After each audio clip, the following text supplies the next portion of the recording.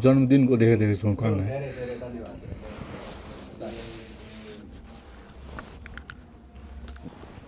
मन्त्री हुनुभयो भन्ने खबर आयो हैन, थाहा थिएन पहिलेदेखि। थाहा थिएन। अब हुनलाई अब किन एमालेको त्यति बेला धेरै साथीहरूले जित्नु भएको थियो, सबैजना हुनुपर्ने भन्ने नै थियो हैन, हुन पाऊँ भन्ने त सबैको इच्छा आकाङ्क्षा भइहाल्छ। अनि करिब दिउँसो एराउन्ड 2 बजेतिर अब मन्त्रीको खबर आयो, ल अब शपथ खानलाई बेलुका कति 7 बजे भने जस्तो लाग्छ त्यति बेला हैन। अनि तयारी भएर शपथ खान गइयो। शपथ खाइसक्यो मन्त्रीको, तैपनि मन्त्रालय कुन भन्ने मलाई थाहा थिएन।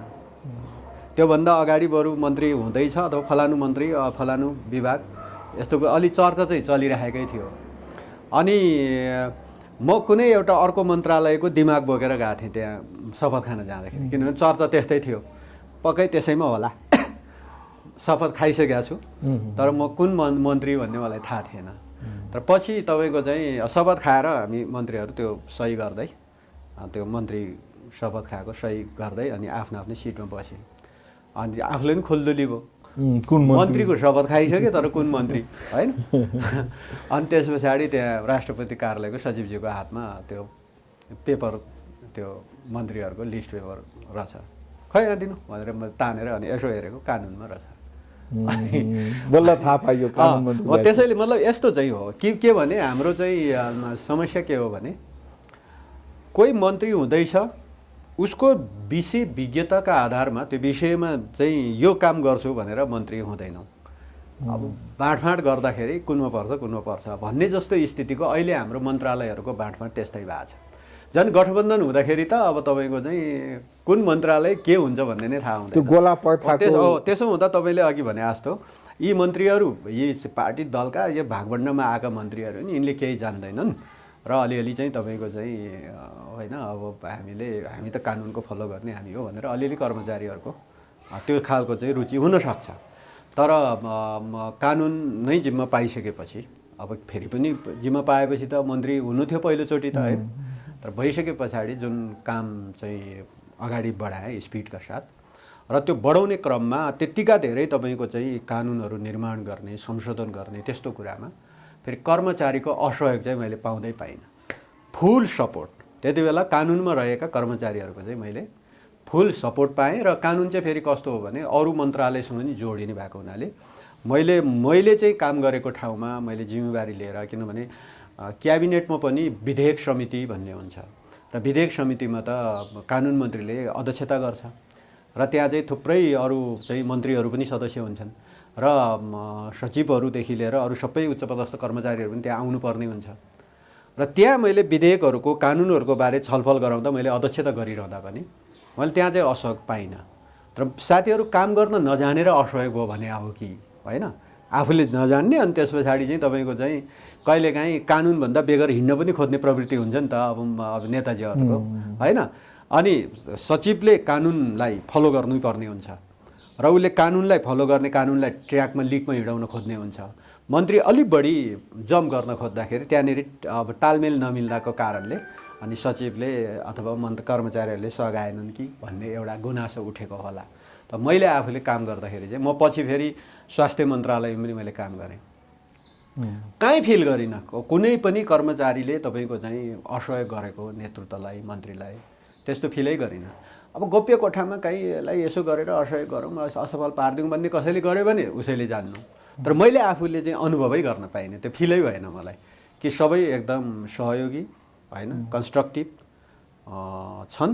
तर हाम्रो चाहिँ यो कर्मचारीको कारणले नेताहरूको कारणले भन्दा पनि म चाहिँ के देख्छु भने हो केही बेइमानहरू त छन्, मैले अघि नै भने राजनीतिलाई नै पेसा बन्न चाहनेहरू पनि छन्।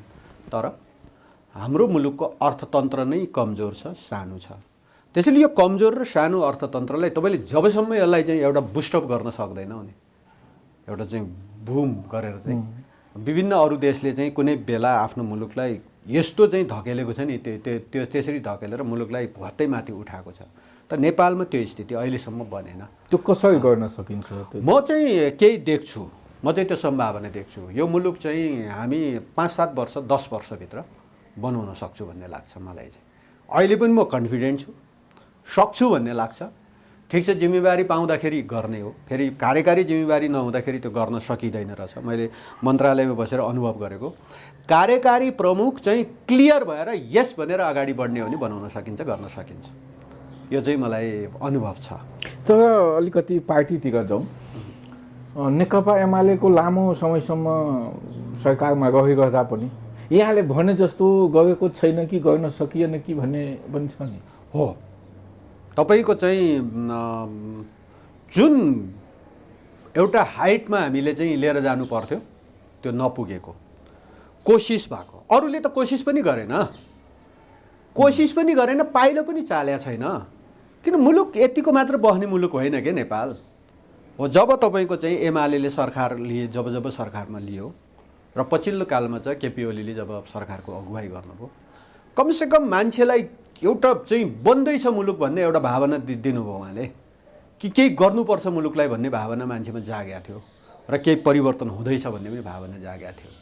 मतलब यस्तो खालको चाहिँ परिस्थिति नेपालमा विगतमा बनेन र हामीले पनि त्यो गर्न खोज्दाखेरि हामीभित्र केही समस्याहरू पैदा भयो, जसको कारणले गर्दाखेरि जति अब केपी ओलीको अगुवाईमा हामीले गर्थ्यौँ होला, त्यो पार्टीभित्रको आन्तरिक समस्या, अब हामी त टुटफुट अनेक एक आरोप प्रत्यारोप होइन, अध्यक्षताबाट हटाउने, प्रधानमन्त्रीबाट हटाउने, अविश्वास लाउनेदेखि लिएर विपक्षमा मतदान गर्नेसम्मको चाहिँ परिस्थितिबाट भोगेर आयो होइन। तर पनि तपाईँको चाहिँ हामीले कतिपय कुराहरू सम्पन्न गऱ्यौँ, तर पर्याप्त भएन। म यति कुरा स्वीकार्छु, पर्याप्त छैन। र अब पुनः त्यसो भएको हुनाले अब अगुवाई जरुरी छ र गर्न चाहिँ सकिन्छ। कि हामीसँग म चाहिँ पर्सनल्ली पनि धेरै चिजहरूको रिसर्च गर्छु, अध्ययन गरिरहेको छु। म आफू पनि एउटा रिसर्च गरिरहेको विद्यार्थी नै हुँ। त्यसो भएको कारणले म त्यो अध्ययनबाट म के देख्छु भने नेपाल चाहिँ एउटा दुईवटा यस्ता चिजहरू छन्, मतलब 100वटा चिजहरूको मैले फेरिस्त बनाएको छु जसले मुलुक बन्न सक्छ। तर सुरुमा तपाईँको चाहिँ कुन चिजबाट प्रस्थान गर्ने त भन्ने चिजहरूको पनि मैले सामान्यतया एउटा अध्ययन गरेर सार्वजनिक पनि गरेको छु र दृष्टिकोणहरू सार्वजनिक भएको छ। म 100वटा चिजको बारेमा मुलुक बन्न सक्ने कुराहरूको अवधारणा मलाई थाहा छ, तर पनि यो चिजबाट चाहिँ मुलुकलाई प्रस्थान बिन्दु अगाडि बढ्न सकिन्छ भन्ने लाग्छ। त्यसो हुँदाखेरि त्यस्तो चाहिँ तपाईँको चाहिँ म 5, 7, 10 वर्षभन्दा बढी कुर्नु पर्दैन मुलुक बनाउनु। र म त ग्यारेन्टी गर्छु कि नेपालका अहिले त तपाईँको चाहिँ 50औं लाख युवाहरू विदेशमा काम गर्न जान्छन्। यदि यो मुलुकमा 2-3 वर्ष हामीले चाहिँ सोचेअनुसार चाहिँ मुलुकलाई रन गर्ने हो भने कोही मान्छे विदेश जानु पर्दैन, हामी यही मुलुकमा कमाउँछौँ। आर्थिक उन्नति सम्भव छ, पर्याप्त सम्भव छ। हामीसँग पर्याप्त प्राकृतिक साधन स्रोतहरू छन्, त्यसको सदुपयोग गर्न सकेका छैन। अब आउने संसदीय चुनावमा यहाँले फेरि संसदका लागि उम्मेदवारी दिनुहुन्छ? यो त फेरि पार्टीसँग जोडिएको विषय हो होइन। पार्टी र सम्बन्धित जिल्लाका क्षेत्रका अब जनता उहाँहरूसँग जोडिएको विषय हो। यदि पार्टीकै डिसिजन भयो भने तपाईँ जनता बिचमा जानको लागि जुन जे कुरा गरिनु पर्थ्यो, सन्तोषजनक काम गरेर देखाउनु भएको विश्वास तपाईँमाथि छ?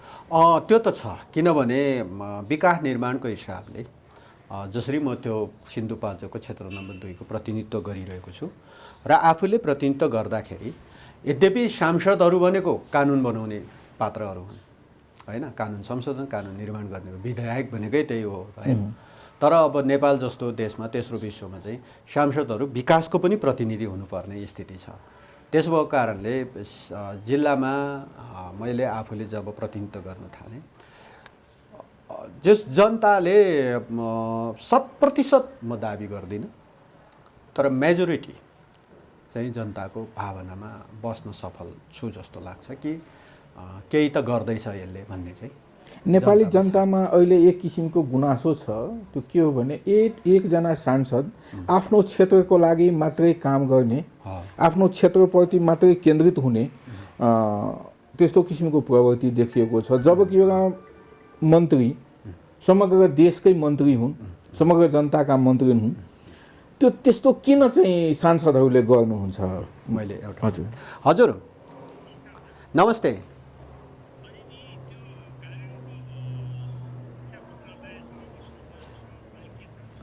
शिक्षा मन्त्रालयलाई चाहिँ वो सिएलपिआईलाई नै गर है भनेको थिएँ।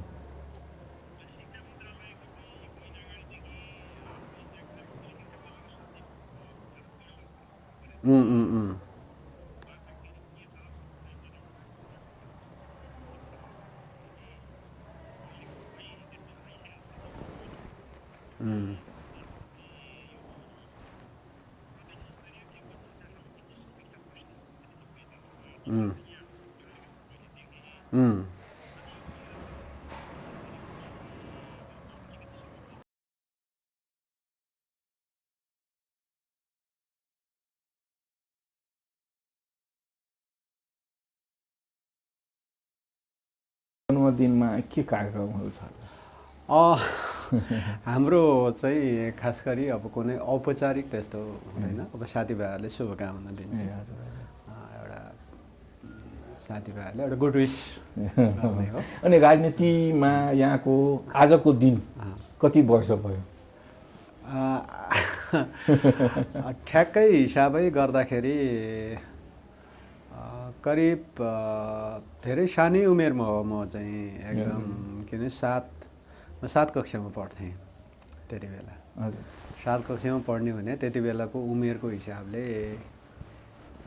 11-12 वर्षको उमेरमा तपाईँको चाहिँ एकखाले विद्यार्थी राजनीतिको सदस्यता लिइएछ। त्यति बेला लिएर कम्युनिस्ट आन्दोलनमै हुनुहुन्छ? त्यही बेलादेखि नै कम्युनिस्ट पार्टीकै भूमिगत कम्युनिस्ट पार्टी नेकपा माले हो।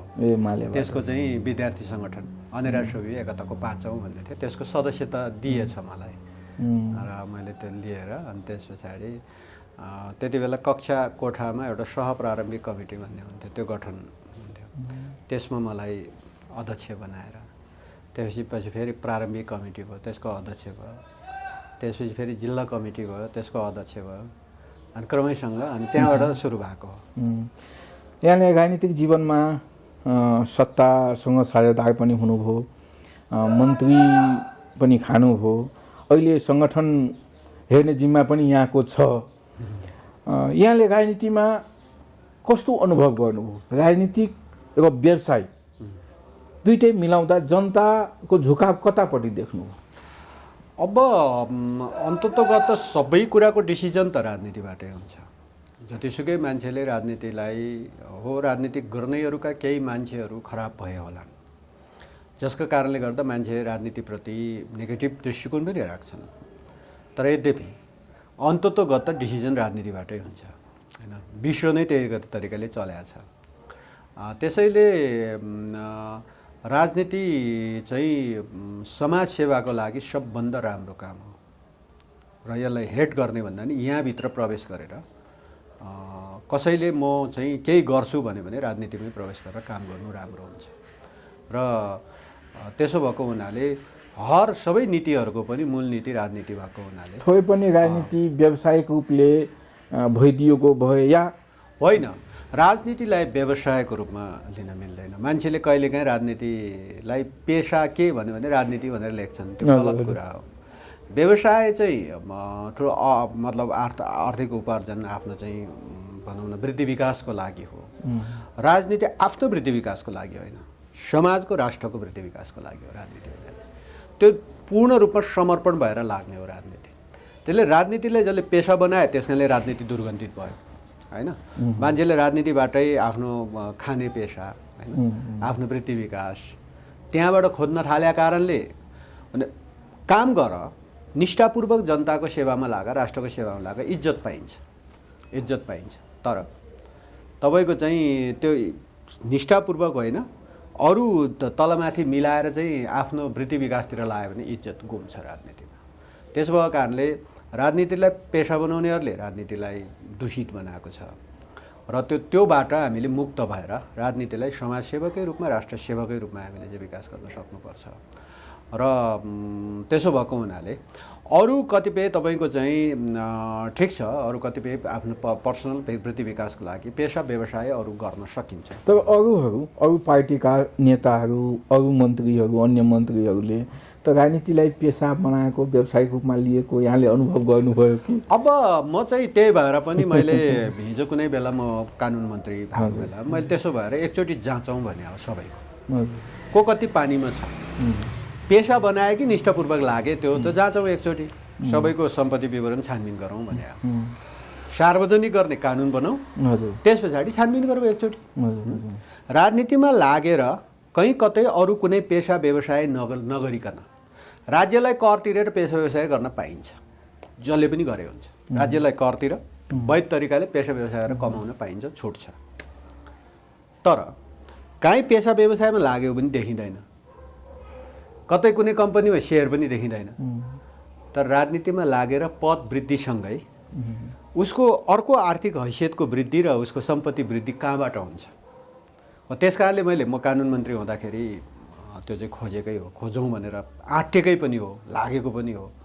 तर अब सफल हुन सकिएन, किनभने म बिचैमा मैले मन्त्री छोड्नुपर्ने स्थिति बन्यो। एउटा विषयलाई लिएर मैले आफ्नो नैतिक जिम्मेवारी लिएँ। अब त्यस पछाडि त्यो चिजहरू अगाडि बढ्ला त भनेको बढेन। त्यस कारणले अब एकदम गाह्रो चाहिँ भएको छ। मैले एउटा फोन हजुर नमस्ते।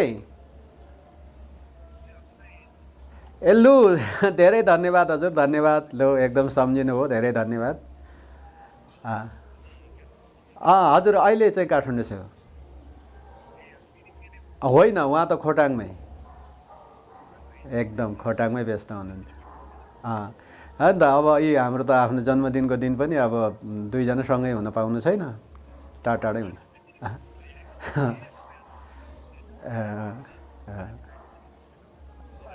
ए हजुर ल हो हजुर, ल हस् धन्यवाद हजुर, एकदम ल हस्, ओके ल हस्। तर म त्यति बेला मैले जुन अठोटका साथ राजनीतिलाई पेसा बनाउनेहरू होइन, जो कोही होस्, मेरो पार्टीको होस् कि अर्को पार्टीको होस् होइन, त्यो चाहिँ एकचोटि हेरौँ, छानबिन गरौँ। राजनीति गर्नेहरूको सम्पत्ति विवरण टेस्ट गरौँ एकचोटि। राजनीति मात्र होइन, मैले त्यति बेला कानुन क्षेत्रको पनि कुरा गरेको थिएँ, खास गरी तपाईँ न्यायालयभित्र हुने भ्रष्टाचारसँग जोडेर न्यायाधीशहरूको पनि गरौँ, मैले त्यो भनेको थिएँ। तर म सफल भएन त्यति बेला, र अहिले पनि म त्यो कुरामा अडानमा छु। किनभने कुनै बेला मैले यो मुलुकको जिम्मेवारी पाएँ भने म त्यो त छोड्दिनँ। तर पछिल्लो समयमा हाम्रै नेकपा एमालेकै सरकार हुँदा लीलानाथ श्रेष्ठज्यूलाई कानुन मन्त्री बनाइयो, पछि त उहाँ झन् थप्दै चार पाँचवटा मन्त्रीको जिम्मेवारी पनि लिनुभयो। तपाईँले गर्न खोजेको कामहरू जो गर्न सक्नु भएन, उहाँले केही गर्नुभयो कि? होइन, त्यो सम्पत्ति विवरणसँग जोडेर, भ्रष्टाचारसँग जोडेर त्यसपछि मैले जुन स्केलमा अगाडि बढाउन खोजेको थियो त्यसभन्दा पछि त्यो स्केल नबढेकै हो। साथीहरू फेरिनुभयो, थुप्रै साथीहरू आउनुभयो, तर त्यो बढेन। त्यो चाहिँ त्यही ग्रेभिटी साथ बुझ्न सक्नु पर्यो। जसले जिम्मेवारी लिन्छ उसले त्यो चिजलाई त्यही ग्रेभिटीमा बुझ्न सक्ने चाहिँ हुनु पर्यो। त्यसमा त मैले फेरि उहाँहरूसँग क्षमता भएन भन्न खोजे होइन, उहाँहरूले जो त्यो ग्रेभिटीलाई ग्राफ्स गर्न नसक्नु भएको र अरू फिल्डमा काम गर्नुभयो होला, अरू दैनन्दिन चल्ने कानुनहरू सदर गर्ने होइन, अरू कानुनहरू बनाउने कुरामा। जस्तो तपाईँको चाहिँ यहाँ निर्माण क्षेत्रमा हो सबभन्दा बढी घोटाला हुने पनि, त्यसैले मैले त्यो कुरालाई पनि प्राथमिकता साथ लिएँ। मैले त्यति बेला एउटा कानुन बनाउन खोजेको थिएँ कि सार्वजनिक खरिद ऐनलाई संशोधन गर्न खोजेकै हो। र संशोधन के गर्न खोजेको थिएँ भन्दा, एउटा निर्माण व्यवसायिक कम्पनीले एक टर्ममा दुईवटा योजना जिम्मा लिन, सम्पन्न गर, त्यसपछि मात्र अर्को योजनामा जाऊ। मैले त्यो संशोधन गर्न खोजेकै हो। र त्यति बेला तपाईँको चाहिँ 100वटा योजना एउटा निर्माण कम्पनीले चाहिँ जिम्मा लिने, अलपत्र छोड्ने काम सम्पन्न नहुने, अनि हो गाली खाँदा राजनीतिक नेताहरूले खानुपर्ने, त्यो स्थितिलाई अन्त्य गरौँ, दुईवटा योजना चाहिँ मात्र दिउँ भनेर चाहिँ त्यति बेला कानुन संशोधन गर्न खोजेको थियो। तर अहिले बिस्तारै त्यही कुरा छलफल चल्दै गएपछि अहिले चाहिँ तपाईँको कमसेकम एउटा नियमावली बनाएर एउटा फर्मलाई 5वटा योजना भन्नेसम्म आएको रहेछ। सकारात्मक हो यति पनि। तर पनि त्यहाँभित्र अरू साना फर्महरूलाई, साना व्यवसायहरूलाई मार्ने गरी बनेको छ भन्ने पनि मैले सुनेको छु। साना व्यवसायहरूलाई असर पर्ने गरी र ठुला व्यवसायहरूको मात्रै सेटिङ हुने खालको चाहिँ बनिएको छ भन्ने मैले सुनेको छु। त्यस्तै हो भने त्यो पनि अन्याय हो, त्यो पनि झन् बेइमान भयो, ठुलो बेइमान भयो। त्यसैले त्यो गर्न खोजेकै हो। अर्को एउटा तपाईँको चाहिँ राष्ट्रका ठुला खरिदहरूमा जुन कमिसन आउँछ नि, त्यो कमिसनलाई चाहिँ तपाईँको चाहिँ राष्ट्रकै खातामा आउनु पर्यो। त्यसो हुँदा एउटा कमिसन कानुनको जरुरी हो भनेर कमिसन कानुन सम्बन्धी ड्राफ्टिङ म सुरु गर्दै थिएँ। तर सफल हुन छैन, समयको अभावले। समयको अभावले सफल हुन पाएन। मैले त्यति बेला जुन समय मलाई थियो र त्यति बेला जति बेला म कानुन मन्त्री 4 महिना 10 दिन, मेरो कानुन मन्त्रीको जिम्मेवारी 4 महिना 10 दिन हो।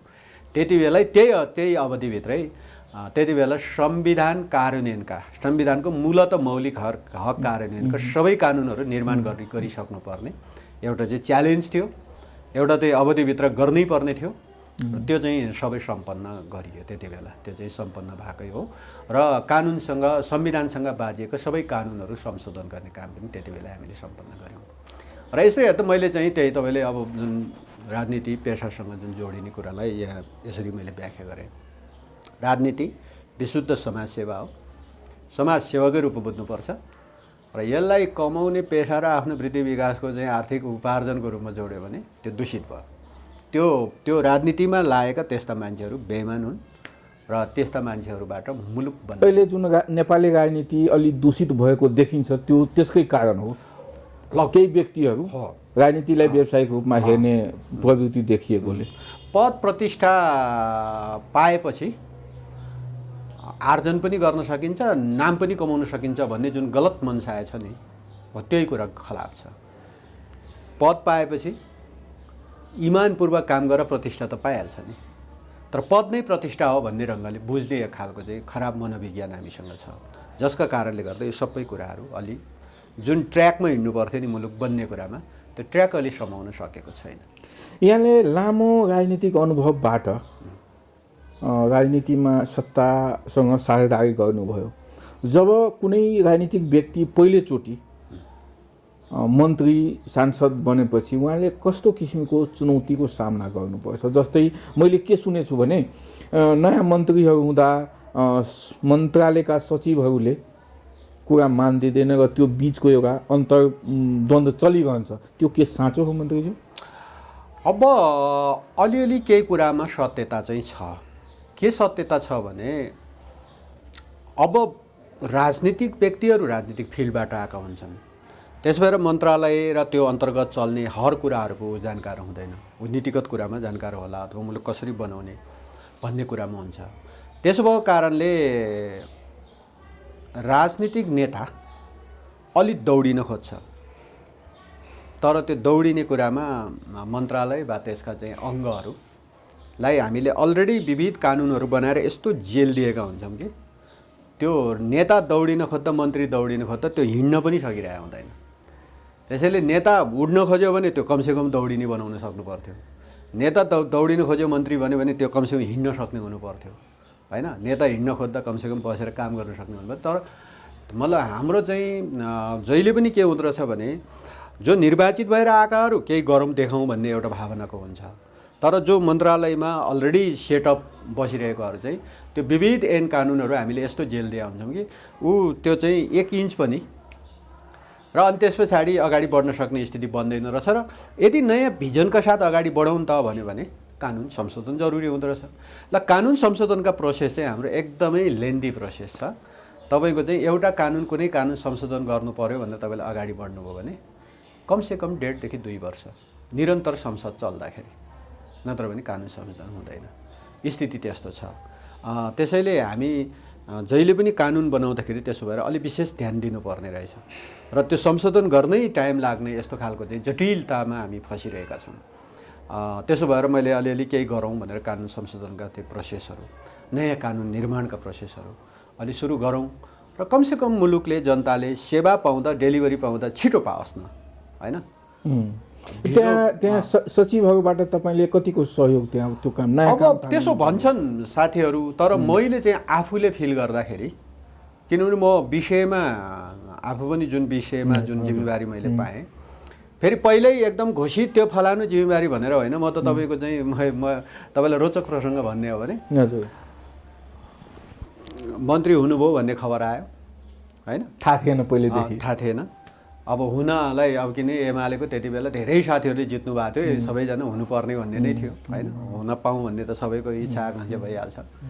अनि करिब दिउँसो एराउन्ड 2 बजेतिर अब मन्त्रीको खबर आयो ल अब शपथ खानलाई बेलुका कति 7 बजे भने जस्तो लाग्छ त्यति बेला हैन। अनि तयारी भएर शपथ खान गइयो। शपथ खाइसक्यो मन्त्रीको, तैपनि मन्त्रालय कुन भन्ने मलाई थाहा थिएन। त्योभन्दा अगाडि बरु मन्त्री हुँदैछ अथवा फलानु मन्त्री फलानु विभाग यस्तो अलि चर्चा चाहिँ चलिरहेकै थियो। अनि म कुनै एउटा अर्को मन्त्रालयको दिमाग बोकेर गएको थिएँ त्यहाँ शपथ खान जाँदाखेरि, किनभने चर्चा त्यस्तै थियो, पक्कै त्यसैमा होला। शपथ खाइसकेको छु तर म कुन मन्त्री भन्ने मलाई थाहा थिएन। तर पछि तपाईँको चाहिँ शपथ खाएर हामी मन्त्रीहरू त्यो सही गर्दै त्यो मन्त्री शपथ खाएको सही गर्दै अनि आफ्नो आफ्नो सिटमा बसेँ। अनि आफूले पनि खुल्दुली भयो, कुन मन्त्रीको शपथ खाइसक्यो तर कुन मन्त्री होइन। अनि त्यस पछाडि त्यहाँ राष्ट्रपति कार्यालयको सचिवजीको हातमा त्यो पेपर, त्यो मन्त्रीहरूको लिस्ट पेपर रहेछ, खै दिनु भनेर म तानेर अनि यसो हेरेको कानुनमा रहेछ। बल्ल थाहा पाइयो कानुन। त्यसैले मतलब यस्तो चाहिँ हो के भने हाम्रो चाहिँ समस्या के हो भने कोही मन्त्री हुँदैछ, उसको विषय विज्ञताका आधारमा त्यो विषयमा चाहिँ यो काम गर्छु भनेर मन्त्री हुँदैन। अब बाँडफाँड गर्दाखेरि कुनमा पर्छ भन्ने जस्तो स्थितिको अहिले हाम्रो मन्त्रालयहरूको बाँडफाँड त्यस्तै भएको छ।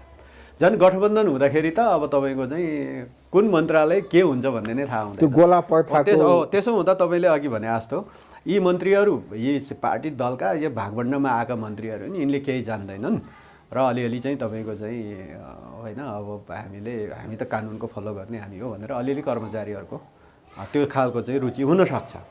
तर कानुन नै जिम्मा पाइसकेपछि अब फेरि पनि जिम्मा पाएपछि त मन्त्री हुनु थियो पहिलोचोटि त है। तर भइसके पछाडि जुन काम चाहिँ अगाडि बढाए स्पिडका साथ र त्यो बढाउने क्रममा त्यत्तिका धेरै तपाईँको चाहिँ कानुनहरू निर्माण गर्ने संशोधन गर्ने त्यस्तो कुरामा फेरि कर्मचारीको असहयोग चाहिँ मैले पाउँदै पाइनँ।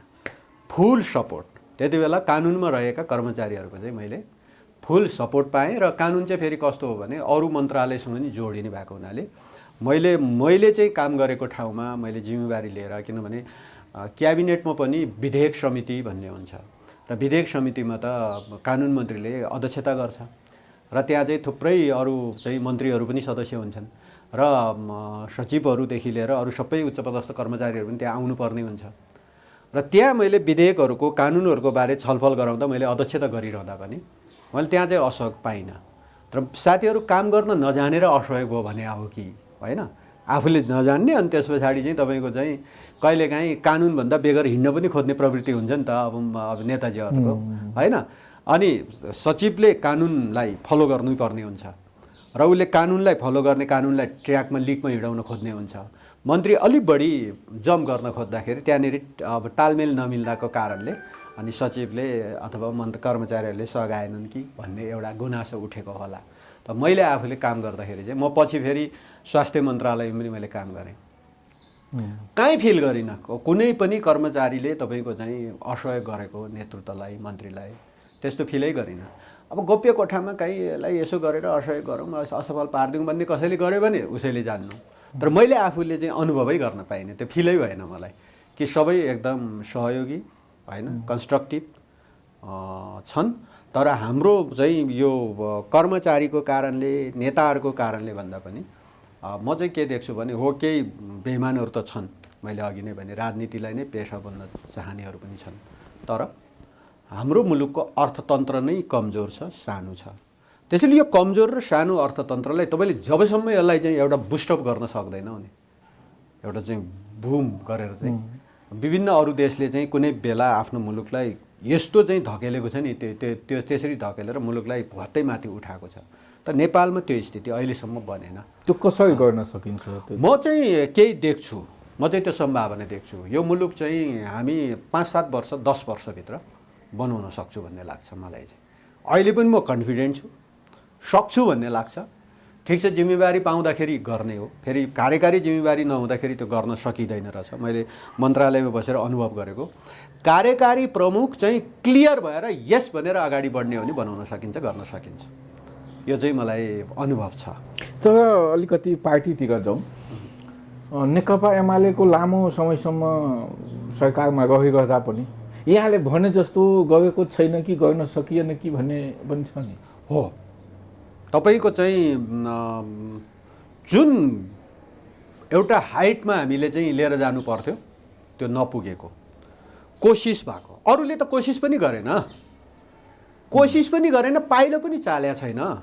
किन मुलुक यतिको मात्र बस्ने मुलुक होइन के नेपाल हो। जब तपाईँको चाहिँ एमाले सरकार लिए, जब सरकारमा लियो र पछिल्लो कालमा चाहिँ केपी ओलीले जब सरकारको अगुवाई गर्नुभयो, कमसेकम मान्छेलाई एउटा चाहिँ बन्दैछ मुलुक भन्ने एउटा भावना दिनुभयो उहाँले, कि केही गर्नुपर्छ मुलुकलाई भन्ने भावना मान्छेमा जागेको थियो र केही परिवर्तन हुँदैछ भन्ने पनि भावना जागेको थियो। मतलब यस्तो खालको चाहिँ परिस्थिति नेपालमा विगतमा बनेन र हामीले पनि त्यो गर्न खोज्दाखेरि हामीभित्र केही समस्याहरू पैदा भयो, जसको कारणले गर्दाखेरि जति अब केपी ओलीको अगुवाईमा हामीले गर्थ्यौँ होला, त्यो पार्टीभित्रको आन्तरिक समस्या, अब हामी त टुटफुट अनेक एक आरोप प्रत्यारोप होइन, अध्यक्षताबाट हटाउने, प्रधानमन्त्रीबाट हटाउने, अविश्वास लाउनेदेखि लिएर विपक्षमा मतदान गर्नेसम्मको चाहिँ परिस्थितिबाट भोगेर आयो होइन। तर पनि तपाईँको चाहिँ हामीले कतिपय कुराहरू सम्पन्न गऱ्यौँ, तर पर्याप्त भएन। म यति कुरा स्वीकार्छु, पर्याप्त छैन। र अब पुनः त्यसो भएको हुनाले अब अगुवाई जरुरी छ र गर्न चाहिँ सकिन्छ। कि हामीसँग म चाहिँ पर्सनल्ली पनि धेरै चिजहरूको रिसर्च गर्छु, अध्ययन गरिरहेको छु। म आफू पनि एउटा रिसर्च गरिरहेको विद्यार्थी नै हुँ। त्यसो भएको कारणले म त्यो अध्ययनबाट म के देख्छु भने नेपाल चाहिँ एउटा दुईवटा यस्ता चिजहरू छन्, मतलब 100वटा चिजहरूको मैले फेरिस्त बनाएको छु जसले मुलुक बन्न सक्छ। तर सुरुमा तपाईँको चाहिँ कुन चिजबाट प्रस्थान गर्ने त भन्ने चिजहरूको पनि मैले सामान्यतया एउटा अध्ययन गरेर सार्वजनिक पनि गरेको छु र दृष्टिकोणहरू सार्वजनिक भएको छ। म 100वटा चिजको बारेमा मुलुक बन्न सक्ने कुराहरूको अवधारणा मलाई थाहा छ, तर पनि यो चिजबाट चाहिँ मुलुकलाई प्रस्थान बिन्दु अगाडि बढ्न सकिन्छ भन्ने लाग्छ। त्यसो हुँदाखेरि त्यस्तो चाहिँ तपाईँको चाहिँ म 5, 7, 10 वर्षभन्दा बढी कुर्नु पर्दैन मुलुक बनाउनु। र म त ग्यारेन्टी गर्छु कि नेपालका अहिले तपाईँको चाहिँ 50औं लाख युवाहरू विदेशमा काम गर्न जान्छन्। यदि यो मुलुकमा 2-3 वर्ष हामीले चाहिँ सोचेअनुसार चाहिँ मुलुकलाई रन गर्ने हो भने कोही मान्छे विदेश जानु पर्दैन, हामी यही मुलुकमा कमाउँछौँ। आर्थिक उन्नति सम्भव छ, पर्याप्त सम्भव छ। हामीसँग पर्याप्त प्राकृतिक साधन स्रोतहरू छन्, त्यसको सदुपयोग गर्न सकेका छैन। अब आउने संसदीय चुनावमा यहाँले फेरि संसदका लागि उम्मेदवारी दिनुहुन्छ? यो त फेरि पार्टीसँग जोडिएको विषय हो होइन। पार्टी र सम्बन्धित जिल्लाका क्षेत्रका अब जनता उहाँहरूसँग जोडिएको विषय हो। यदि पार्टीकै डिसिजन भयो भने तपाईँ जनता बीचमा जानको लागि जे कुरा गरिनु पर्थ्यो, सन्तोषजनक काम गरेर देखाउनु भएको विश्वास तपाईँमाथि छ? त्यो त छ, किनभने विकास निर्माणको हिसाबले जसरी म त्यो सिन्धुपाल्चोकको क्षेत्र नम्बर 2 को प्रतिनिधित्व गरिरहेको छु र आफूले प्रतिनिधित्व गर्दाखेरि यद्यपि सांसदहरू भनेको कानुन बनाउने पात्रहरू हुन् होइन, कानुन संशोधन, कानुन निर्माण गर्ने हो। विधायक भनेकै त्यही हो होइन। तर अब नेपाल जस्तो देशमा, तेस्रो विश्वमा चाहिँ सांसदहरू विकासको पनि प्रतिनिधि हुनुपर्ने स्थिति छ। त्यसो भएको कारणले जिल्लामा मैले आफूले जब प्रतिनिधित्व गर्न थालेँ, जस जनताले 100% म दाबी गर्दिनँ, तर मेजोरिटी चाहिँ जनताको भावनामा बस्न सफल छु जस्तो लाग्छ कि केही त गर्दैछ यसले भन्ने चाहिँ।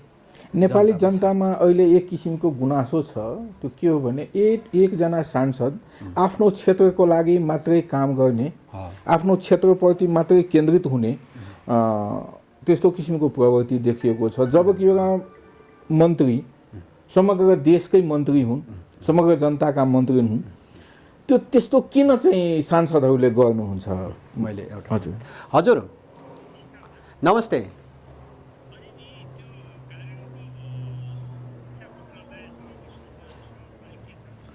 शिक्षा मन्त्रालयलाई चाहिँ वो सिएलपिआईलाई नै गर है भनेको थिएँ।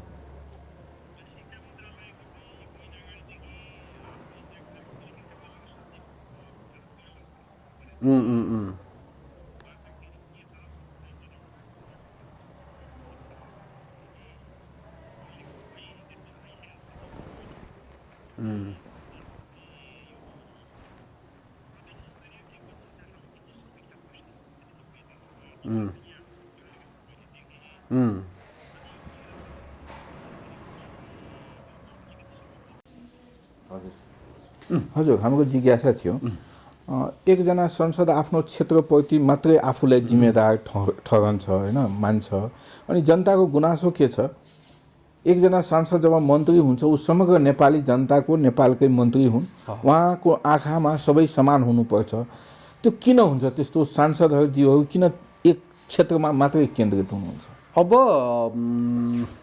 यो चाहिँ हाम्रो शासकीय स्वरूपले गरेको हो शासकीय स्वरूप नै यस्तो भयो कि सांसद त कुरै छोड्दिउँ प्रधानमन्त्री भएको मान्छे पनि आफ्नो निर्वाचन क्षेत्रमा अलि बढी ध्यान दिन्छ किन भोलि यो मुलुकको मन्त्री प्रधानमन्त्री हुनको लागि पनि एउटा निश्चित निर्वाचन क्षेत्रबाट निर्वाचन जितेर आउनुपर्ने हुन्छ देशभरिको चिन्ता भएन नि आफ्नो निर्वाचन क्षेत्र जितेर आएपछि त भयो त्यसैले यो शासकीय स्वरूपको दोष हो र म त शासकीय स्वरूप त यो शासकीय स्वरूप रहनुहुन्न भन्ने पक्षको हो शासकीय स्वरूप त कार्यकारी राष्ट्रपति डाइरेक्ट निर्वाचित गर्नुपर्छ त्यही त यो शासकीय स्वरूपले कुनै न कुनै जनतामाथि अन्याय भइरहेको अधिकारबाट वञ्चित भएको अन्याय हुन्छ किनभने मैले भने नि प्रधानमन्त्री नै भएको व्यक्ति पनि कहाँ कहाँ तपाईँको चाहिँ अलिकति केही एक दुईवटा योजना अलिक थप चाहिँ कहाँ भन्दा मेरो निर्वाचन क्षेत्र प्रधानमन्त्री भएको मान्छे मन्त्री त कुरै छोडिदिउँ न सांसद त झन् लाग्नै पर्यो भोलि तपाईँको चाहिँ त्यो क्षेत्रबाट निर्वाचन जितेन भने सांसद हुन पाउने कुरै भएन सांसद नभइकन मन्त्री हुन पाउने कुरा भएन त्यसले ऊ तुलनात्मक रूपमा ऊ निर्वाचन क्षेत्रपट्टि लोयल हुन्छ नै होइन त्यो हुँदो रहेछ शासकीय स्वरूपले गर्दाखेरि त्यस्तो भएको हो यद्यपि मैले अघि नै भने कि हाम्रो अर्थतन्त्र नै को जग नै यति सानो छ नि त कति तान्ने एउटा अलि पहुँच भएकोले अब 2 करोड बजेट बढी लैजाला के त त्यहाँ झिलिमिली भयो त भएको छैन प्रधानमन्त्री भएकोले अर्को निर्वाचन क्षेत्रमा ल 20 करोड बजेट बढी लैजाला त्यसले के त्यहाँ सबै भयो त त्यो त भएको छैन त्यसैले अब प्रधानमन्त्री भएका मान्छेहरू पनि त निर्वाचन हार्दो रहेछ हैन त्यहाँ झिलिमिली गरेको थियो सबै चाहिँ तानेको थियो भने हुन्थ्यो होला त्यसै अर्थतन्त्रको जग नै सानो आकारको भयो जसको कारणले गर्दा अलिअलि पहुँच हुनेले अलि 2-4 करोड बढी तान्ला यताउति अनि त्यसपछि चाहिँ तानेकोलाई त कुरै छोडे आफ्नो इनिसिएसनबाट बजेटै नपरे पनि अर्को नियमित प्रक्रियाबाट अरू कसैबाट पर्यो भने मैले गरेको भन्दै चाहिँ भन्नुपर्ने बाध्यकारी स्थिति छ यहाँ आज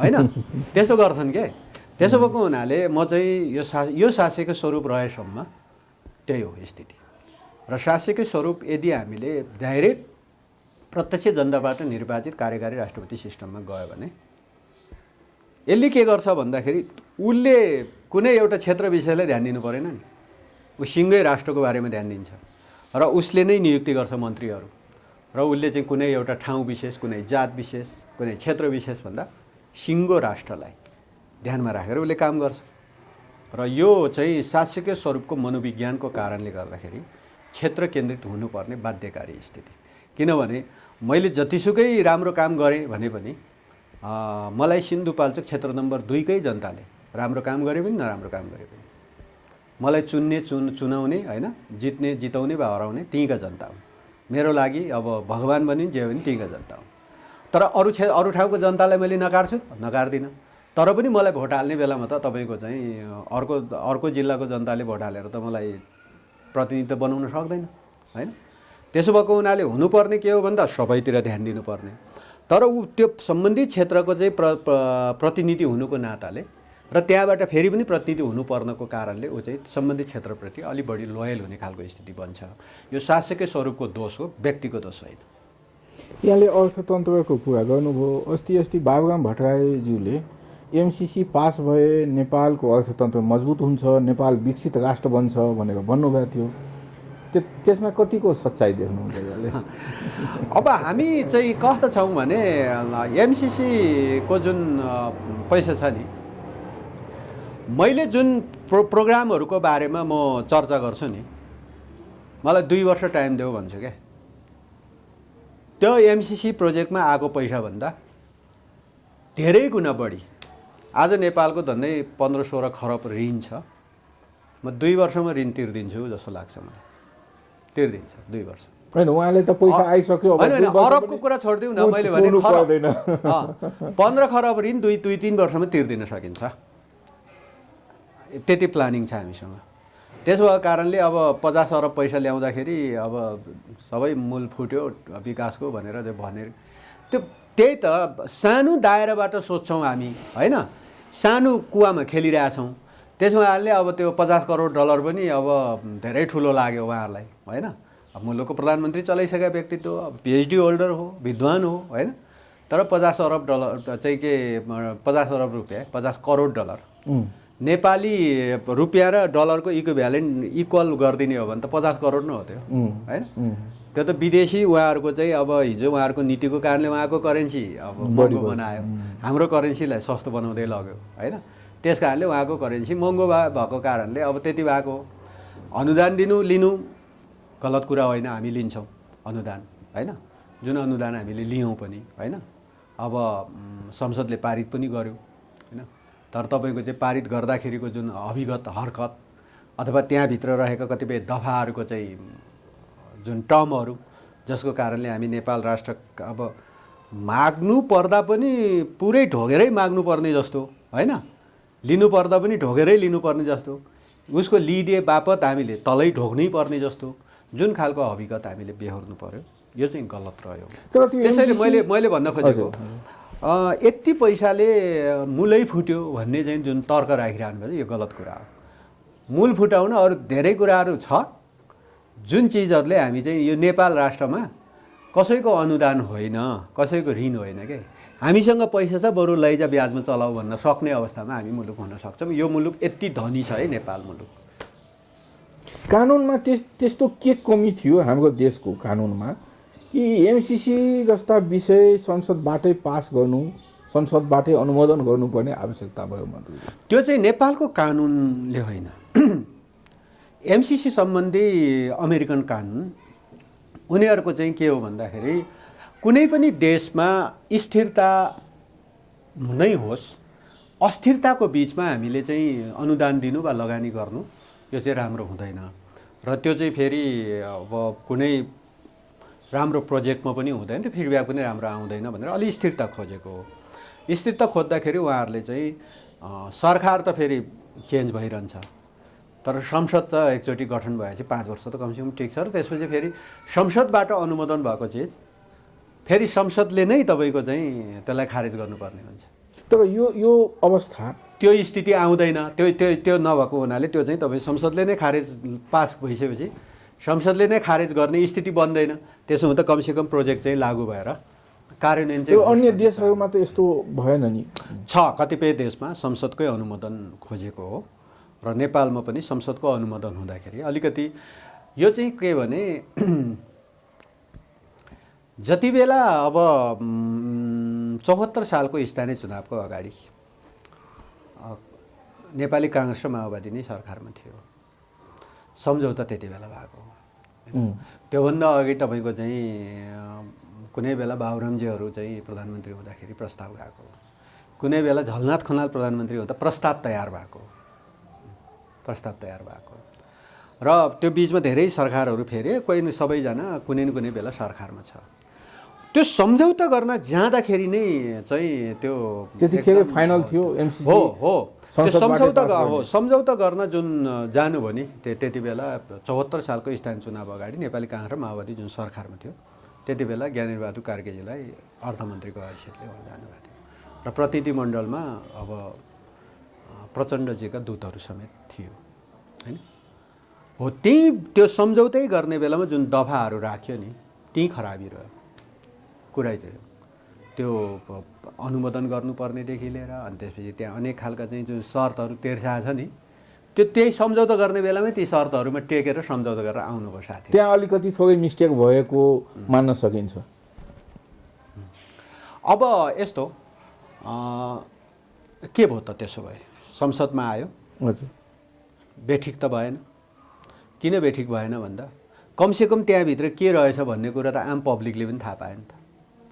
खुसुक्क पास गरेको थियो भने त पब्लिकले थाहा पाउँदैन रहेछ होइन, क्याबिनेटले मात्र पास गरे भए त्यो त थाहा त नपाउँदो रहेछ जनताले।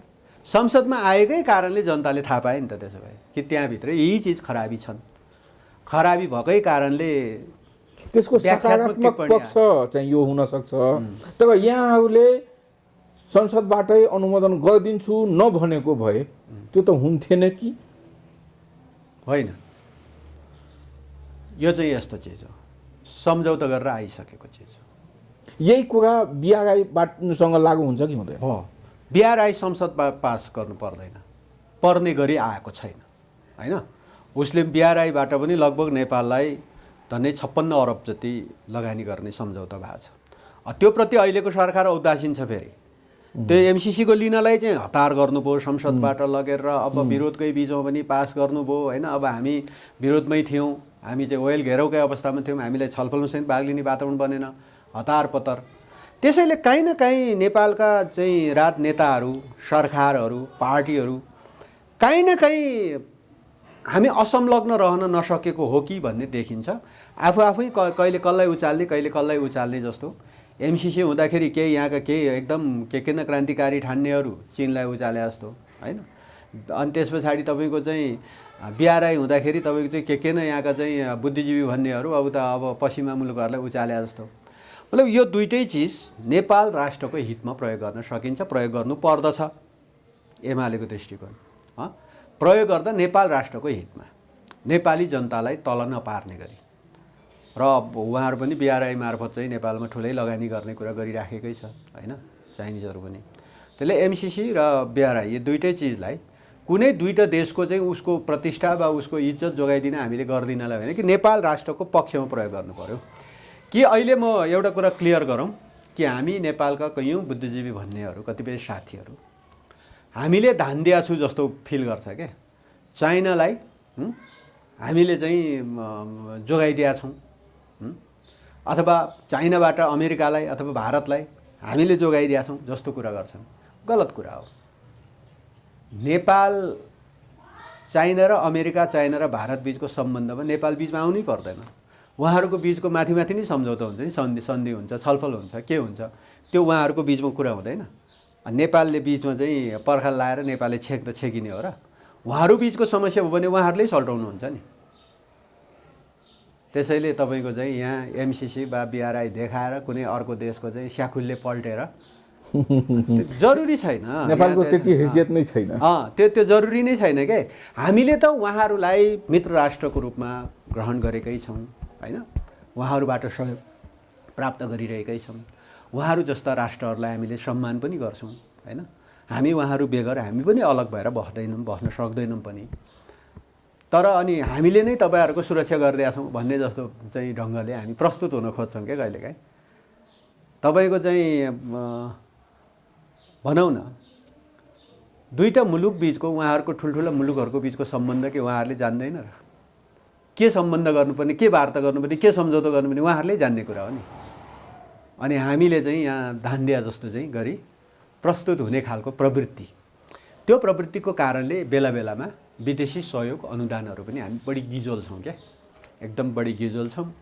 अब दुइटै कुरा गलत थियो जो त्यही बाबुरामले भने जस्तो एकदम एमसिसी पास गऱ्यौँ सब झिलिमिली भयो, एकदम चाहिँ सब चाहिँ ढोका खुल्यो भन्ने कुरा पनि गलत हो।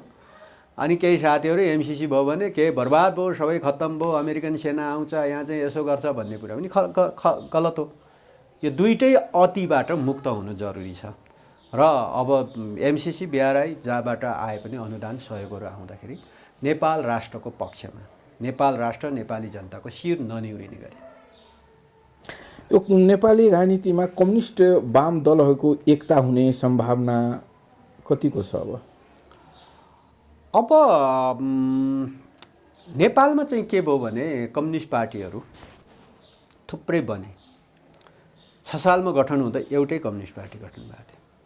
त्यसपछि तपाईँको चाहिँ क्रमैसँग फुट्दै लगभग तेस्रो महाधिवेशनदेखि त हामी यति धेरै चिरामा फुट्यौँ, एकले अर्कालाई तँ कम्युनिस्ट होइन भन्ने क्या। हामी एकले अर्कालाई आरोप लाउने, तँ दक्षिणपन्थी भइस्, तँ कम्युनिस्ट होइन, तँ प्रतिक्रियावादीका मतियार भइस् भन्ने आरोप लगाउने अनि पार्टी अलग अलग बनाउने, फुट्दै जाने। अब प्रचण्डको नजरमा अहिले, माधव नेपालको नजरमा केपी ओली कम्युनिस्ट होइन, उहाँहरू त्यही भनिराख्नु भएको छ होइन भनिरहेको छ। अब एमालेकै नजरमा पनि अब प्रचण्ड र माधव नेपाललाई कसरी कम्युनिस्ट मान्छौँ त हामी? किनभने कम्युनिस्ट पार्टीको टिकट लिएर कम्युनिस्ट पार्टीको चुनाव चिन्हबाट चुनाव जित्ने कम्युनिस्ट पार्टीको मेनिफेस्टो लिएर चुनाव लड्या छ नि त। घोषणापत्र त कम्युनिस्ट पार्टीको घोषणापत्र लिएर चुनाव लड्या छ। अनि चुनाव जितेको छ र अनि कम्युनिस्ट पार्टीको घोषणापत्रमा चुनाव जित्या मान्छे काङ्ग्रेस पार्टीलाई भोट हालेर चाहिँ प्रधानमन्त्री बनाउँछ भनेपछि ऊ कसरी कम्युनिस्ट हो? होइन, तर्क त हामीसँग पनि छ होइन। त्यसो भएको कारणले एकले अर्कालाई कम्युनिस्ट देखिरहेको छैनौँ हामी अहिले।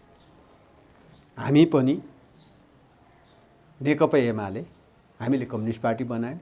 हामीलाई लाग्छ कि हामीले बनाएकै कम्युनिस्ट पार्टी सही र सत्य छ, अरूलाई त्यस्तो लागेको छैन। अनि कुन कुन कम्युनिस्ट पार्टीको बिचमा एकता हुने होला यो प्रश्नै म त अलि जटिल देख्छु। जब कम्युनिस्ट पार्टीले कम्युनिस्ट पार्टी हो भने नै स्वीकारिरहेको छैन भनेपछि जस्तो हामीलाई अहिले लाग्छ, किनभने हो त तथ्यले त त्यही भन्छ नि त कि तथ्यले के भन्छ भने कम्युनिस्ट पार्टीको घोषणापत्र बोकेर चुनाव लडेर जनताले कम्युनिस्ट पार्टीलाई भोट हाल्यो हो नि, कम्युनिस्ट पार्टीको उम्मेदवारलाई भोट हाल्यो हो नि, अनि जिताएको हो नि त। त्यसैले अनि काङ्ग्रेस पार्टीलाई चाहिँ अनि भोट हालेर जनताले दिएको भोट चाहिँ खर्लप्प लगेर चाहिँ अर्को पार्टीलाई भोट हालिदिएर अनि प्रधानमन्त्री बनाउँछ र कम्युनिस्ट पार्टीको सरकार ढाल्छ भनेपछि होइन, कतिले के भनेको छ भने कम्युनिस्ट पार्टी जुन नेकपा एमाले र माओवादी मिलेर बनेको कम्युनिस्ट पार्टीलाई अलग गर्ने पनि कुनै शक्ति थियो, अब पुनः त्यही शक्तिले एक गर्ने भएको यो चाहिँ अलिअलि मान्छेले गलत खालका चाहिँ एउटा शङ्कामा प्रश्न गर्दो रहेछ। अब त्यो सिधै भन्दाखेरि अलि उत्तरले सहयोग गर्यो कि भन्नेको धारणा राख्दो रहेछ। यो गलत कुरा हो, किनभने हाम्रो मित्र राष्ट्र छिमेकी चीन र मित्र राष्ट्र छिमेकी भारत, उहाँहरू कुनै देशको त्यो पार्टीभित्र आन्तरिक रूपमा खेल्नुहुन्न, यति कुरा मलाई थाहा छ। किन त्यो देशको आन्तरिक मामिला हो नि होइन, त्यो देशको पार्टीभित्रको आन्तरिक कुरा हो नि। आफू मिल्न नसक्ने वा आफू जुट्न नसक्ने अर्कालाई दोष लाएर हुन्छ? भारतले खेलिदियो, भारतले गरिदियो, टुटाइदियो वा मिलाइदियो, चीनले टुटाइदियो वा मिलाइदियो, यो बेकारको तर्क हो। तर आजको पत्रिकामा पनि त्यो कुरा आएको छ, दुई नेता कम्युनिस्ट पार्टीका दुई नेता चीन गएछन् र भर्खर चाहिँ चिनिया विदेश मन्त्री जुन आउनुभयो यसले चाहिँ छुट्टा छुट्टै होइन, चिनिया विदेश मन्त्रीको नेपाल भ्रमण भनेको नेपाल सरकारको निमन्त्रणामा हो, यहाँको न त एमालेको निमन्त्रणामा न त तपाईँको चाहिँ माओवादीको। छुट्टा छुट्टै भेट भयो नि ओलीसँग पनि र पचनसँग पनि। तपाईँ ओलीसँगको भेट तपाईँलाई म बताउँ कि केपी ओली एउटा जिम्मेवार राजनेता हो, त्यसैले केपी ओलीले छुट्टै भेट्नु भएन। केपी ओलीले सरकारको निगरानीमा भेट्नु भएको छ, परराष्ट्र मन्त्रालयको कर्मचारी राखेर चाहिँ कुरा गर्नु भएको छ। अरूले गोप्य कहाँ के भेट्यो हामीलाई थाहा छैन, तर केपी ओली यति जिम्मेवार हुनुहुन्छ कि उहाँले भेट्दाखेरि छुट्टै के न गोप्य कुरा गर्नु भएन। उहाँले सरकारको निगरानीमा सरकारको प्रतिनिधि राखेर परराष्ट्र मन्त्रालयको कर्मचारी राखेर उहाँले चाहिँ कुरा गर्नुभएको छ, यो त गोप्य कुरा होइन। त्यसो भएको कारणले अब यो संयोग मात्रै हो, नेपाल सरकारको निमन्त्रणामा चीनको विदेश मन्त्री आउनुभयो होइन। अब त्यही त गर्दा नेपालको भनेपछि उहाँले चिनिया विदेश मन्त्रीले एक हुनुहोस् भनेर भन्नु भएन, त्यही त परराष्ट्र मन्त्रालयको कर्मचारीलाई राखेर चाहिँ भेट्या छ त, अनि कहाँनिर भन्छ त? अनि तर पनि कुनै इन्डिकेट गर्यो कि होइन? इन्डिकेट गर्यो नि उहाँलाई थाहा भयो होला नि त, किनभने सरकारको निगरानीमा भेटेका छौँ नि हामीले। अनि नेपालमा चाहिँ आएर अनि चिनको विदेश मन्त्रीले अनि उहाँ त राजकीय भ्रमणमा हो नि, एउटा चाहिँ देशको चाहिँ परराष्ट्र मन्त्री अर्को देशको चाहिँ निमन्त्रणामा ऊ भ्रमणमा आउँछ भने त्यहाँ चाहिँ कुनै दल विशेषलाई चाहिँ जोड दिन वा फुटाइदिन भनेर उसले भूमिका खेल्छ र फेरि पनि तपाईँको म के जोड दिन्छु भने हामी आफ्नो कमजोरीले चाहिँ हामी चाहिँ फुट्छौँ वा जुट्छौँ होइन। त्यो कुरालाई लिएर मित्र राष्ट्रहरूलाई कहिले भारतलाई कहिले चीनलाई चाहिँ अनि दोष लगाउने हाम्रो प्रवृत्ति, हामी नै खराब हौँ, उहाँहरूलाई दोष लगाउन मिल्दैन। र त्यो भ्रमणहरू भने संयोग मात्रै हो। नेकपा फुटेपछि एमाले कमजोर भयो कि भएन? हामी त कहिलेकाहीँ तपाईँको चाहिँ फुटमा विस्फोटमा चाहिँ ताकत आउँछ भन्दो रहेछ होइन, त्यो पनि एउटा सिद्धान्त छ होइन। त्यो सिद्धान्त पो लागु भयो कि जस्तो लाग्छ। हामी त झन् ताकतवर भएछौँ, किनभने पछिल्लो चरणमा एमाले प्रवेश गर्नेहरूको पुरा जनसमर्थन त हामीलाई पो आइरहेछ झन्। अब फुट त घट्नुपर्ने, ल सिद्धियो बर्बाद भयो भनेर पूर्वमा हात लाएर बस्नुपर्ने हामी त सिँगै तपाईँको चाहिँ भोलि संसदीय चुनाव हुँदा स्थानीय तहमा हामी एक्लै चुनाव लडेर बहुमत जित्छौँ, धेरै ठाउँ जित्छौँ भन्ने हामी त्यो आँटमा छौँ। त्यति मात्र होइन, माथि सङ्घीय चुनाव हामी चाहिँ बहुमतसहित चाहिँ सिंहदरबार प्रवेश गर्छौँ, हामी त्यो आँट गर्छौँ। धेरैभन्दा धेरै जनता, स्थानीय जनप्रतिनिधिहरू होइन, मेयरहरूदेखि लिएर पालिका प्रमुखहरू एमालेमा प्रवेश गरे हुनुहुन्छ। हजारौँ हजार जनता एमालेमा, हिजो अर्को पार्टीमा भोट हाल्ने जनताहरू एमालेमा प्रवेश गरिरहेका छन्। र यसले चाहिँ के देखिन्छ भने हामी त झन् जनताको मनमा है, फेरि कुनै एउटा अर्को शक्ति लिएर, पावर लिएर, कुर्सी लिएर होइन, जनताको मनमा चाहिँ एमाले बस्न सफल भएको छ। एमाले पार्टीमा एउटै फ्यामिलीकै अब यहाँ पनि पति पत्नी मन्त्री हुनुभएको छ, अर्काले पनि चान्स पाउनु पर्यो नि भनेर यहाँहरूले किन त्यो अधिकार गर्नु? यो चाहिँ एउटा संयोग भयो हेर्नुहोस्। यो पनि मलाई पनि एउटा राजनीतिमा काम गरेको कारणले एक खालको चाहिँ लाग्यो पनि होला होइन।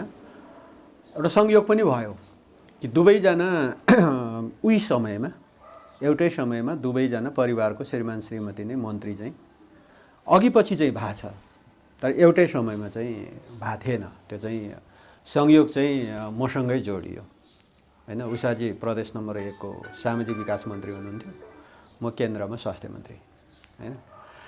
यो चाहिँ के हो भने मेरो श्रीमती भएको कारणले उहाँ भएको होइन, अथवा उषाजीको श्रीमान भएको कारणले म यहाँ भएको होइन। हामी त हिजो अलग फ्यामिली, बिहे गरेपछि पो सँगै भयौँ त। बिहे नगरेको थियो भने पनि म आफ्नो ढङ्गले राजनीतिमै हुन्थेँ, उहाँ आफ्नो ढङ्गले राजनीतिमै हुन्थ्यो होइन। अनि दुईजना बिहे गरेको कारणले हिजोको राजनीतिक पृष्ठभूमि, राजनीतिक काम गरेका मान्छेहरू चाहिँ ओझेलमा पर्नुपर्छ भन्ने त नीति त लिनु हुँदैन। हो, हिजो राजनीतिमै थिएन, कामै गरेको छैन होइन, तर श्रीमती भएको कारणले जिम्मेवारी दिएको छ भने त्यो चाहिँ गलत कुरा हो। जस्तो तपाईँले अहिले अघि सुरुमै अब मेरो जन्मदिनको प्रसङ्ग ल्याउनु भने होइन, मेरो आज जन्मदिन हो, श्रीमान श्रीमती सँगै बसेर एकदम चाहिँ जन्मदिन मनाउने होइन, श्रीमानको जन्मदिन मनाउनु, उहाँलाई पनि खुसी होला नि, लागेको थियो होला नि। तर उहाँ आज खोटाङमा हुनुहुन्छ, पार्टी काममा खोटाङमा खटिरहनु भएको छ। 19 गते पार्टी अध्यक्ष खोटाङमा जाँदै हुनुहुन्छ, त्यसको तयारी गर्दै हुनुहुन्छ। त्यसो भएको हुनाले तपाईँको चाहिँ आफ्नो आफ्नो फिल्डमा, उहाँको निर्वाचन क्षेत्र खोटाङ, मेरो निर्वाचन क्षेत्र सिन्धुपाल्चोक, फिल्डमै हुनुहुन्छ, खटिरहनु भएको छ। अनि श्रीमती भएकै कारणले अथवा श्रीमान भएकै कारणले पाउनुहुन्न भन्ने पनि गलत कुरा हो।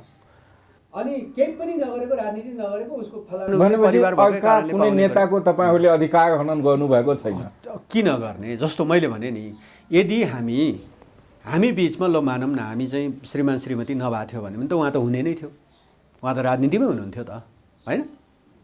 अनि श्रीमती भए बापत चाहिँ नपाउनु पर्ने भन्ने त, उसले जिम्मेवारी नपाउनु पर्ने भन्ने त होइन।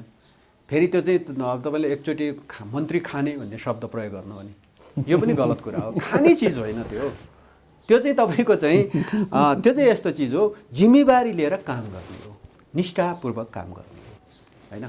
त्यसो भएको कारणले मेरो म्याडम राजनीतिमा नि थिएन होइन। यदि चाहिँ एकदम घर गृहस्थीमा मात्रै छ होइन, मेरो चाहिँ घर परिवार सम्हाल्ने, घर गृहस्थीको एउटा गृहिणीको रूपमा मात्रै थियो।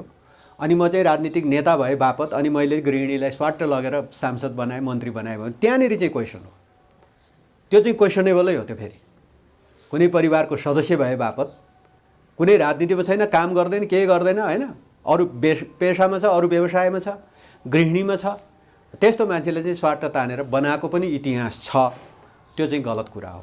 त्यसो गर्दाखेरि चाहिँ तपाईँले भने जस्तो अर्को कसैको भाग हनन गर्यो, तर उही फिल्डमा खटिरहेको तपाईँको नभए पनि अर्को एमाले पार्टी, मैले भने नि एमाले पार्टीभित्र होस् वा अरू जुनसुकै पार्टीमा राजनीतिमा कामै नगरेका मान्छेहरूलाई होइन, परिवारको सदस्य भए बापत कुनै नेताले तानेर कुनै राजकीय जिम्मेवारी दिन्छ भने त्यो चाहिँ गलत हो।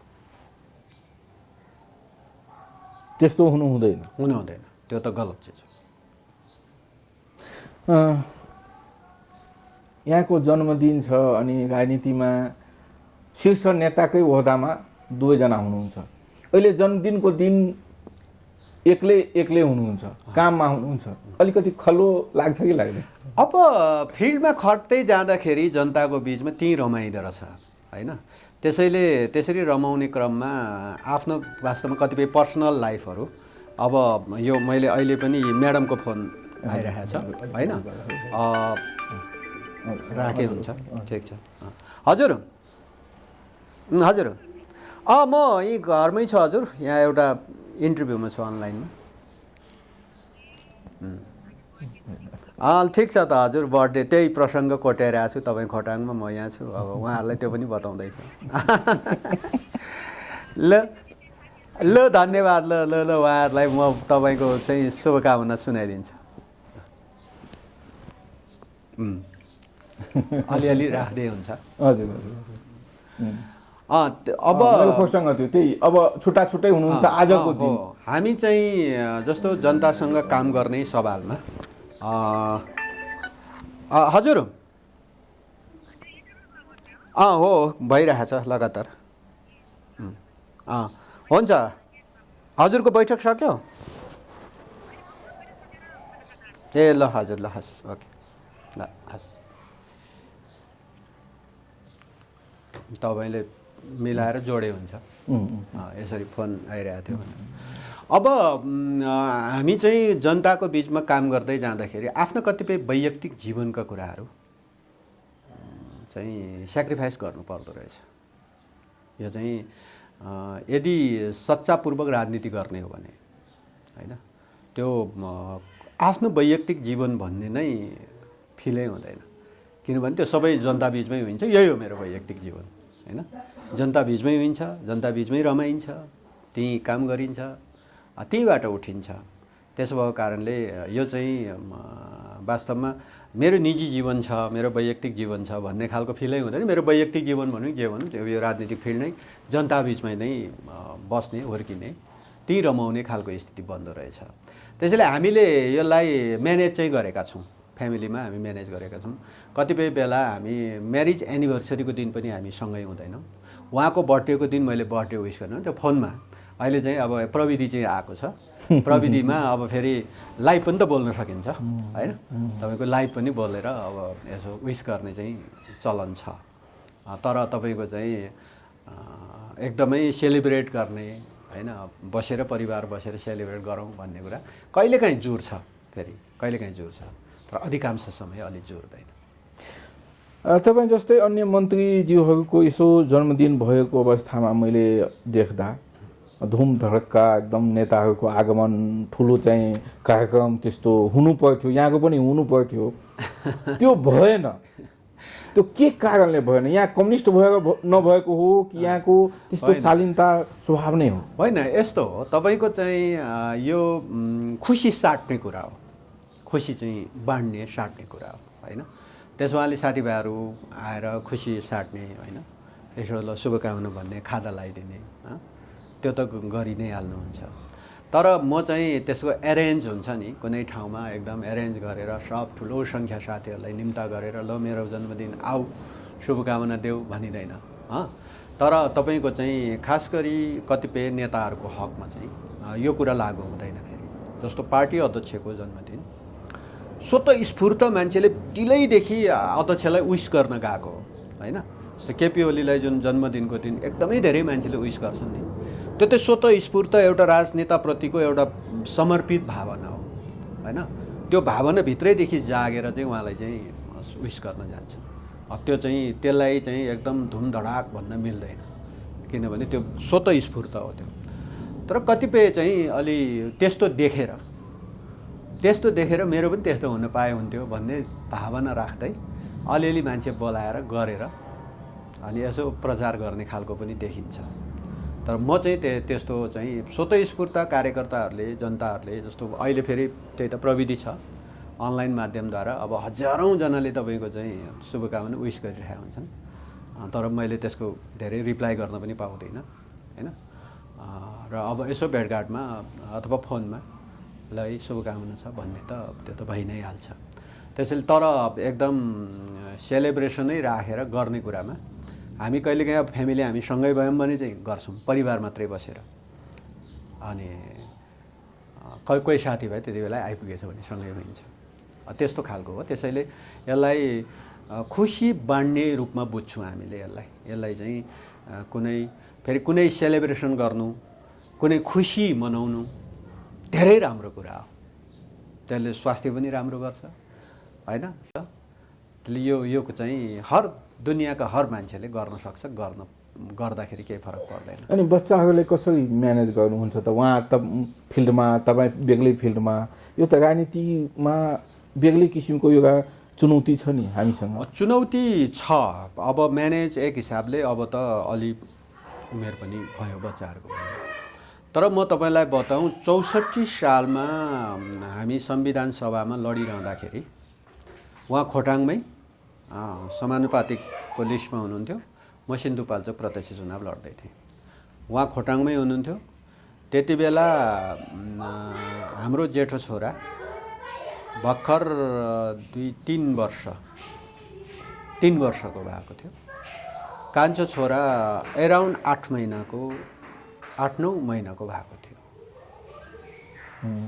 तपाईँको चाहिँ त्यति बेला उहाँ खोटाङमा चुनाव प्रचारमा हुनुहुन्थ्यो र त्यो बच्चा चाहिँ दुध खाँदैको बच्चालाई घरमा हजुरबा हजुरआमालाई जिम्मा लगाइदिएर उहाँ अभियानमा हुनुहुन्थ्यो।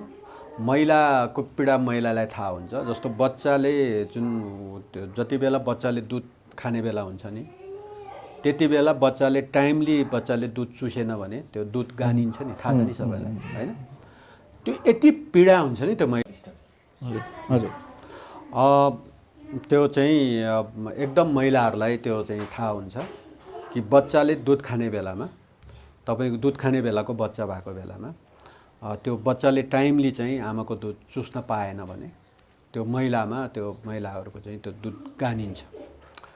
त्यो गानिने भने चाहिँ त्यो दुधको मात्रा चाहिँ त्यहाँ बढेर त्यो चाहिँ यस्तो साह्रो हुन्छ, फुल्छ, पेन पनि यस्तो पेन हुन्छ कि तपाईँको चाहिँ त्यो महिलाहरूलाई अनुभव हुन्छ, होइन? हामीले त्यो अनुभव गर्न पाएको छैनौँ, होइन? तर महिलाहरूलाई त्यो अनुभव हुन्छ। र त्यति बेला तपाईँको चाहिँ आफ्नो 8 महिनाको बच्चालाई हजुरआमा जिम्मा लाएर उहाँ चुनावको अभियानमा हुनुहुन्थ्यो।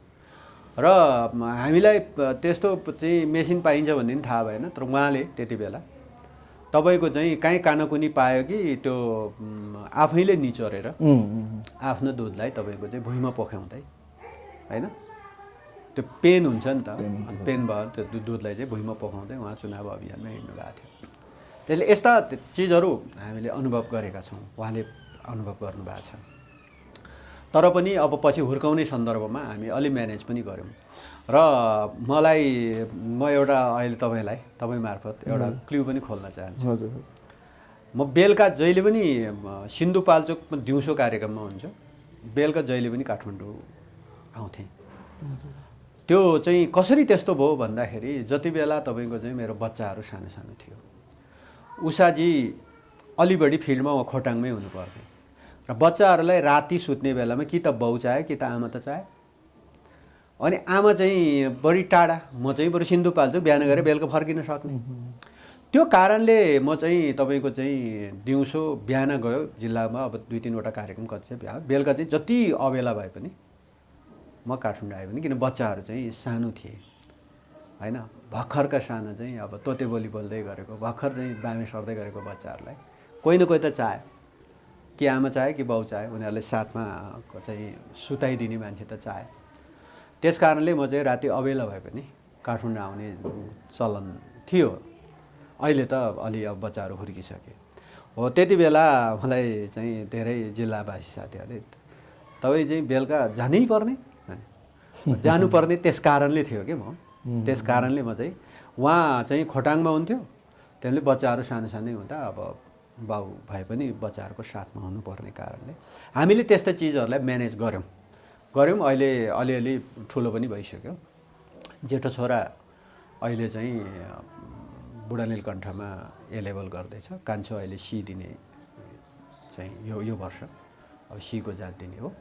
र एकजना हामीले छोरी भनेर पालेका छौँ, पढाउँदैछौँ, उहाँले पनि 8 कक्षामा पढ्दैछ। अनि अर्को चाहिँ मेरो फ्यामिलीमा अहिले अब म्याडम र म बाहेक 2टा छोरा भयो। एकजनालाई हामीले छोरी भनेरै यहाँ पालेर हुर्काइरहेछौँ, पढाइरहेछौँ।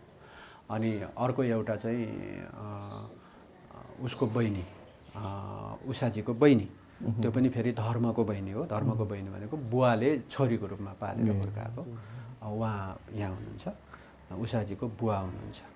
हामी यति छौँ अहिले। यसरी चाहिँ हामी बसिरहेका छौँ। आज जन्मदिनको उपलक्ष्यमा यहाँलाई राजनीतिकतिर अलिकति थोरै होइन व्यक्तिगत कुरातिरै हामी अलिकति लागौँ। यहाँले भन्नुभयो राजनीतिमा उषाजी पनि मन्त्री, उषाजी पनि राजनीतिमै हुनुहुन्थ्यो, के सायद जुग्यो यहाँहरूको, यहाँ दुवैजना एक भइहाल्नुभयो?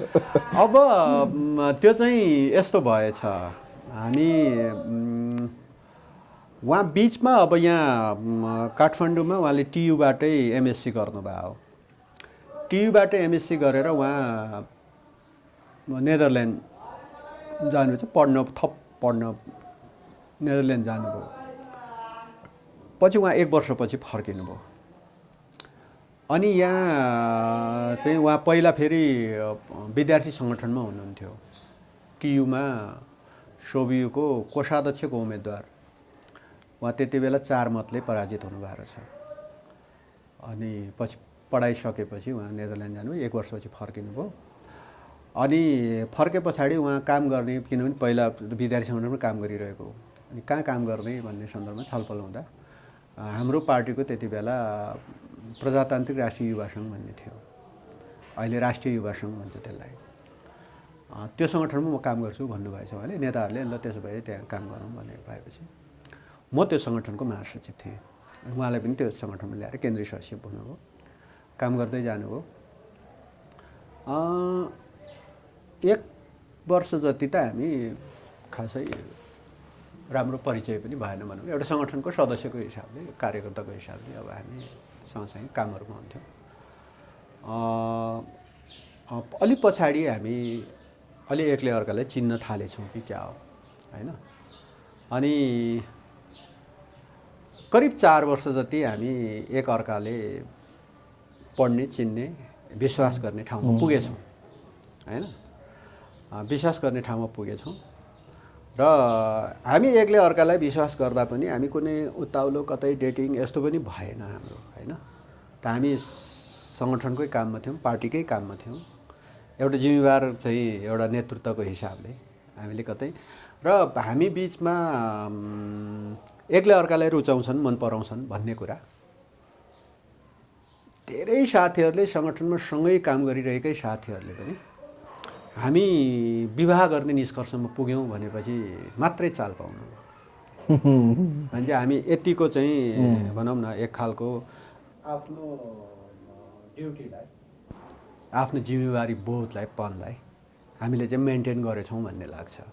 र हामी चाहिँ अब विवाह गर्ने पोजिसनमा पुग्यौँ है भनेपछि मात्रै साथीहरूले अलि छक्क मान्दै विश्वासै गर्न सकेनन्। तर हामी एकअर्कालाई परिचय, एक खालको चिनजान, अलि मन परापर जस्तो चाहिँ अलि धेरै अगाडिदेखि नै भइसकेछ भन्ने लाग्छ। र त्यसो हुँदा सङ्गठनकै कामकै सवालमा, कामकै दौरानमा भेटघाट भएको हो र हामीलाई पार्टी कामले नै जुराइदियो जस्तो लाग्छ। राजनीतिमा व्यक्ति निकै सङ्घर्ष, कठिनाइको सामना गर्दै एउटा पार्टीको जिम्मेवार पदमा पनि आउँछ र राजनीतिमा एउटा सत्ता साझेदार पनि गर्छ। यस्तो अवस्थामा एक व्यक्तिले एक्स्ट्रा पैसा कमाउनलाई, जसलाई हामी भ्रष्टाचार भन्छौँ, त्यो गर्ने अधिकार पनि प्राप्त गर्छ कि? मेरो त्यो जिज्ञासा। अब तपाईँको मान्छे खराब छ भने जहाँ पनि बिगार्छ। उसलाई यो फिल्ड त्यो फिल्ड भन्ने होइन। त्यो राजनीतिमा आए पनि त्यसले बिगार्छ, त्यो प्रशासनमा गए पनि बिगार्छ, सुरक्षा अङ्गमा गए पनि बिगार्छ, त्यो न्यायपालिकामा पुगे पनि बिगार्छ। त्यो व्यक्तिको चाहिँ ऊ कुन पर्सेप्सनको मान्छे छ भन्ने कुरामा भर पर्छ होइन। त्यसैले यो समाज, दुनियाँमा राज्य, सरकार, कानुन, जेल, अड्डा, अदालत किन बनाएको त हो? मान्छेको त्यो नेचर खराब छ भनेरै बनाएको हो। खराब गर्छ मान्छेले, त्यसैले यसलाई दण्डित गर्नुपर्छ। खराब गर्छ मान्छेले, त्यसैले त्यसलाई जेलमा कोत्नुपर्छ। कतिपय ठाउँमा खराब गर्छ यो मान्छेले, त्यसैले त्यसलाई झुन्ड्याइदिनुपर्छ भन्ने नि कानुन बनेको छ होइन। मैले यो कुरालाई जोड्न चाहेँ। त्यसैले तपाईँको चाहिँ मान्छेको नेचर खराब छ। केही मान्छेहरू इमानी पनि हुन्छन्, असल पनि हुन्छन्। त्यसैले मान्छेका नेचरहरू खराब हुने कारणले नै यो जेल नेल अड्डा अदालत यो सब बन्या हो, कानुन सबै त्यस कारणले बन्या हो।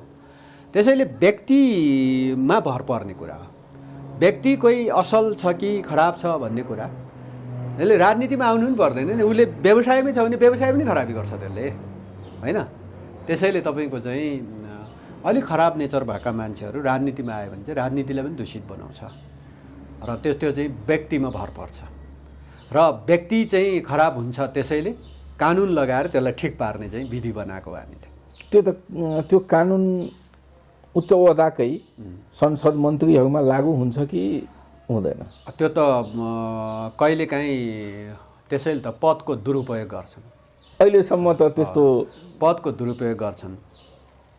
अब पदीय हैसियत छ भने उसले कानुन उल्लङ्घन गर्दा पनि केही नहुने, पदीय हैसियत छैन भने अब सर्वसाधारण जनतामाथि चाहिँ कानुन लाग्ने।